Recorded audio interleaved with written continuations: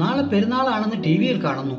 കടയിൽ പോയിട്ട് വരുമ്പോൾ ഒരു കൂടി പപ്പടം കൂടി വാങ്ങിക്കോളൂ എന്ന് ഭാര്യ പറഞ്ഞപ്പോൾ എൻ്റെ മനസ്സോടിയത് എൻ്റെ ബാല്യത്തിലേക്കാണ്. കാരണം അന്നൊക്കെ പപ്പടം വറുക്കുന്നതും പരിപ്പ് കറി വെച്ച് കടു വറുക്കുന്നതുമൊക്കെ കല്യാണങ്ങൾക്കും പെരുന്നാളുകൾക്കും പുരമേച്ചിലുമാണ്.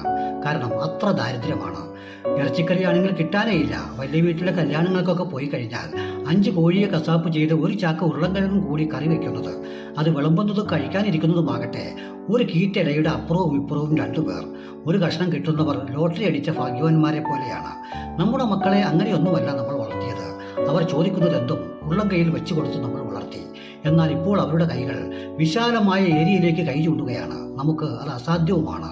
അപ്പോൾ അവർ തിരികെ ചോദിക്കുന്നു, എന്തുകൊണ്ട് ഞങ്ങളെ ഒന്നും അറിയാതെ നിങ്ങൾ വളർത്തിയെന്ന്. ആ ചോദ്യമാണ് നമ്മളെ അലട്ടുന്നത്. അതിനാൽ നിങ്ങളുടെ മക്കളെയെങ്കിലും നിങ്ങൾ വളർത്തുന്നത് എല്ലാ ബുദ്ധിമുട്ടുകളും കഷ്ടപ്പാടുകളും മാക്സിമം അറിയിച്ച് വളർത്തുകയും നല്ല വിദ്യാഭ്യാസവും കൊടുക്കുക എന്നാണ്.